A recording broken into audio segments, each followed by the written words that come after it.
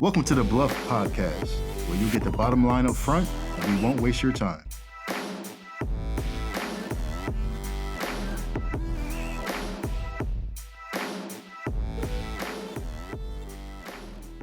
Okay, team, again, welcome back to another episode of the CSM BLUF line.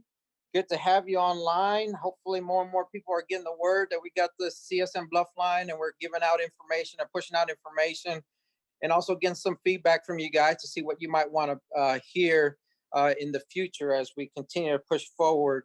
Again, it's kind of a small spin-off of the virtual town halls that we have here at Team Redstone and Redstone Arsenal. But also we put a little spin on it to talk different things, different subjects, areas that the people might be interested in talking about. What I'd like to talk to you guys a little bit about, and I know it's kind of the elephant in the room, we've always been talking it, and I think it's important to continue talking it, is combating COVID-19. And it's a constant battle, and I think it's something that we need to keep in the forefront of our mind to continue to message out everybody out there to be safe, wear a face covering, wash your hands, and just if you're sick, stay home, and that's the biggest thing. And then also kind of talking to a little bit of what's going on here at Redstone, and then kind of close it out from there. But by all means, we look for some of y'all feedback, and if you want to reach out to me, you can reach out to me at juan.p.jimenez.mil@mail.mil if you have any questions out there that I can answer, or I can help facilitate, maybe bring some future subjects to this podcast. Again, I'm excited to kick it off. It's our third episode.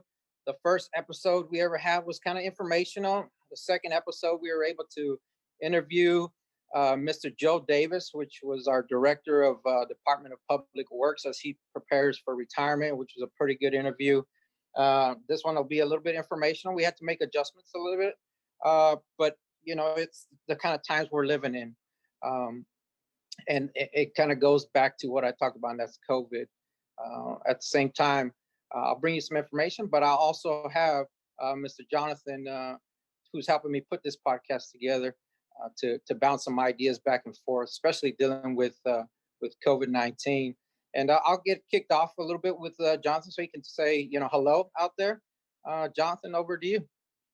Hey, Sergeant Major, I'm glad to be here. This is a little different because you're at your house, I'm at my house, and we're trying to figure this out as we go. The way you say it, that I'm at my house and you're at your house, and we've had to be like we've put out in our virtual town halls, build a plane in flight, be innovative in how we do things, how we communicate to people. And this is just another way of showing how we can adapt to certain things. And the way you talked about, you being at your home and me being in my home. One, I had to come in quarantine because, COVID is live and well out there. And, it has introduced itself to our little bubble or our circle of people. And, the way we stay safe, like I talked about, is stay home if in and around or feeling sick, and by all means, continue to wear your face covering. What's your thoughts there, Jonathan? So, well, it's weird because we've been living with this thing for 9 months now. And, yeah. You go through and, a month goes by and you kind of you're stuck in this time warp. Like, you don't know what day it is anymore. And then all of a sudden you get a phone call, hey, so-and-so's got a positive test result. And it's like, you go through this, your mind like goes from 0 to 100 in a split second. And you start thinking about, well, what does that mean for them? What does that mean for me? And then you start thinking, man, if I do have COVID, how many people did I spread it to? Right. So, I know with the Army, y'all have it a little bit easier because, if you get that phone call, you can just head down to Fox. They're going to get you right in. I had to go find a place to give me a test. And, that took, I got lucky. The first one I called was able to work me in a couple hours. And and everything. And, but, you know, when you go through that experience, first of all, the test isn't pleasant, but then it's like you start running scenarios in your head of, okay, if I am positive, who, who have I seen in the past 3 days, 48 hours? And how do I tell them, oh, by the way, I probably gave you COVID? Right. So I'm just kind of curious, what was that like for you? Well, I mean, I can tell you that as soon as you hear someone in your bubble of people that you're normally around finds out, or you yourself find out, someone close to you is in fact positive with COVID, you're exactly right. It kind of starts to make your mind wander of who you've come across, who was I within 6 feet of, possibly who you start thinking of all the precautionary measures that you start talking to everybody about. You're like, okay, I think I'm good there. I'm good there. Just like you said, scenarios start to play in your mind over and over and over to ensure, like, was I being as safe as I could? And it really comes back to what we're talking about. It's ensuring that we continue to message so that we don't fall complacent in what we do. And that's continuing to practice those best practices that we have out there as best as we can, and try to take care of others as they're taking care of us. But yeah, that's definitely one of the things that pops into my mind. A bunch of scenarios. Well, like, have you noticed as this thing keeps going, do you get fatigued with it? Like, like I know I'll always have a mask on me, right? Right. Right. Not always wearing it. Right. And, sometimes I forget, sometimes, I leave it in the car, I leave it on my desk. But, what is the fatigue factor of just this constant drone been No. for you? Yeah. Go ahead. Well, I can tell you that you're absolutely right. I mean, we've been dealing with it since I arrived here, and that was in the end of March, when it was taking its wings and flying as COVID, and we've been battling it ever since. One on our installation, and one with our family, and one with our friends, and everybody that we interact with, we're dealing with it. So I can tell you that being tired, it's like going to work out at the gym, or taking a run or something like that, and just feeling like, okay, I reached my limit, right? And I'm good for today. I think people are slowly starting to get that. Like, man, I'm I'm good for today, and it's probably today has been 8 months, and Mhm. people are starting to say, I'm done with this, but we can't. We got to maintain that consistency that we've held so good, and continue to push forward to be as safe as we can. I'll tell you, it's another added item now. As we go in and out of our daily lives, we pick up our phone, we pick up our wallet, we put on our watch, and those types of things. And oh, by the way, you grab your mask now as you go out, and it's a behavioral habit that we need to continue to exercise so that we don't lose focus on that. And I think it'll help us try to get through this, or help us try to get through until we have a vaccine or something. But we just gotta keep messaging out, keep talking to our families and folks and friends out there to stay as safe as you can, especially with the holidays coming up. And I know you've probably heard it all over the news and all over radio stations, but Mhm. it's being said for a reason. Yeah. Well, speaking of the holidays, my parents aren't happy with me right now Hmm. because they're going to go down to my aunt's house. She Hmm. lives down in Prattville, outside of Montgomery there, and they're going to do their normal Thanksgiving thing like they always do. And I'm just like, no, I'm not doing it. Um, Right.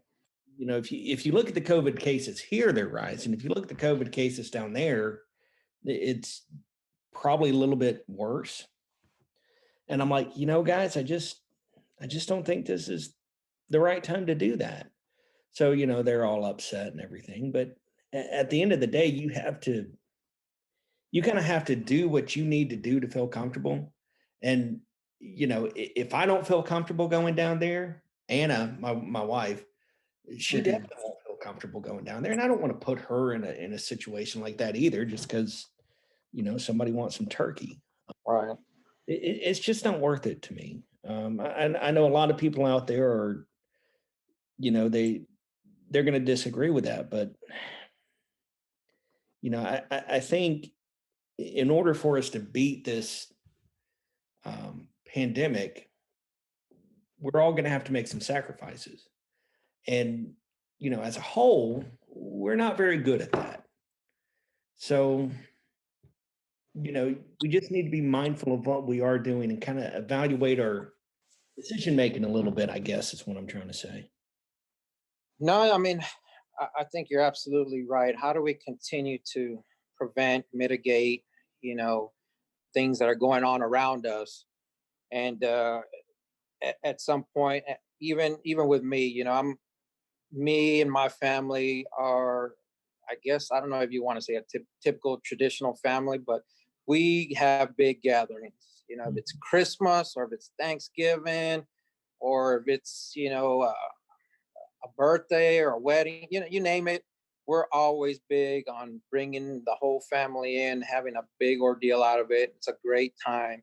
But I think as we look at this COVID, and I know people are COVID fatigued, I think I would like to tell everybody out there, just give it a thought to have this one time go by so that you can have many more. You Yeah, know, I think that's a good way to look at it. And a lot of people are having trouble seeing it that way. And like I saw this thing on Facebook the other day, and it was like it basically said, this could be so and so's last Thanksgiving or last Christmas or whatever. So take your life back and go live your life. right, And you know, that's just dangerous, man. I, right. I get what they're saying, and I get where they're coming from. But again, it goes back to, we all have to make sacrifices right now so that we don't get to next Thanksgiving and we're having the same conversation. You have to bite the bullet somewhere. And I think if everybody could just kind of come together a little bit and do that, we would be, you know, 6 months from now, we should almost be out of it because, we're expecting that vaccine to come in, Right. spring, summer of next year. So, you know, yeah, it's rough, especially, my family's a lot like your family. It sounds like we like those big gatherings. We like Mm. everybody getting together. But this year's just not the year for that, man. Just let 2020 be bad. Do what you need to do to stay safe, and then hopefully 2021 is going to be better. No, you're absolutely right. And then it's how do we continue to help people make that decision? And that's that's one of the biggest reasons I wanted to do the CSM Bluff line, to just continue to communicate to people. It's reason why we do virtual town halls. We send emails. Bosses, no matter where or what organization you belong to, send messages to stay safe. I mean, because we're just all out there. We want to be safe, and we want to make sure that everybody can continue to enjoy friends, families for years to come, like you talked about, and let this one 2020 go by, and hopefully 2021 will bring a different light. But we need to continue to exercise those good practices so that we can continue the celebrations and the big family gatherings and friend gatherings. Because I'll tell you what, I'm big on barbecues. I'm big on hanging out and enjoying some outdoor time with families or indoor time dinners. Those are fun times, and I think if people put in perspective that they are fun times, and we want to continue to have them to be fun times and not a time to have to reflect because we lost somebody, because we had one, the big gatherings. I think that might allow people to put in perspective. Well, Jonathan, I think we had a pretty good conversation that I think is well worth listening to on one, COVID-19 and how do we continue to combat COVID-19. I want to thank you for taking a little bit of your time, and I know you kind of help us out in putting this together, but I brought you to the forefront to have a little conversation with you, and I think it's well worth it. I think people will get some value out of it. Along with that, I like to bring it back to Team Redstone and ensure that I put out a little bit of information to everybody that's in and around the local area or coming and driving through. The one is the Digital Garrison app. I want to make sure that people know that they can download a Digital Garrison app, which allows you to see what's going on in and around that installation. And by all means, if you're in the Redstone area, make sure you download. Once you download that, you select the installation, Redstone Garrison. And if you're in and around any other garrison, by all means, update that so that you can get the latest and greatest information of that particular garrison or post. Some things going on today and tomorrow. We're having a Coats and Cans drive there at the Exchange in the parking lot. Tony Terrell from the local radio station and the Team Redstone able to facilitate that. So if you have an interest or you want to help out as we lean into the holiday season, I want to drop off some canned goods or a new coat out there for kids. By all means, they are, of course, setting COVID precautionary measures there where you just drive up, drop off a canned good or drop off a coat and then move on with no interaction with anybody. So if you're out there and want to help out, by all means, pass by the PX, or also known as the Exchange store there. So we're leaning into Thanksgiving week coming up next week. And I wanted to make sure that I pushed out some information. The Exchange on Thanksgiving Day, all facilities will be closed on Thanksgiving with the exception of the Goss Road Express Class 6. Okay, so everybody knows that Thanksgiving the Class 6 will be the only thing open. It'll be open from 10 to 4 o'clock or 1600 on that day, which is Thursday, the 26th of November.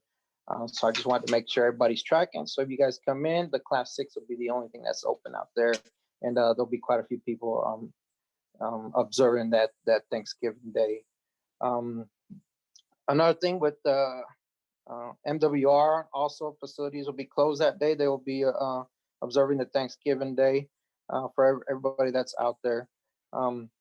Last thing that I want to update everybody with is I want to ensure that everybody's tracking that on December 3rd at 5:30 p.m. Team Redstone will be doing a Facebook Live of the kickoff of the 12 Days of Holiday Craze virtual celebration, where it will be a tree lighting event by our senior commander and garrison commander, setting that up so you can watch a tree lighting virtually on our Facebook Live on December 3rd at 5:30 p.m. With that being said, again, we're holding fast here at Redstone with the capacity that we have of up to 50%. I know most of our tenants are not working at that capacity, but we are, by all means, continuing to take precautions out there, continue to safeguard our people by ensuring that they can telework, or if they really, really have to come in and work, that they're taking all the measures possible to be safe out there. Other than that, I just want to say thank you to everybody for tuning in, like always. And hopefully we get the word out there and get some more people to chime in or listen in on our podcast on the CSM BLUF line. And again, send me some information on something that you might want to or be interested in hearing. Past that, again, thank you very much. And we'll catch you on the next time of the CSF or the CSM BLUF line. Thank you.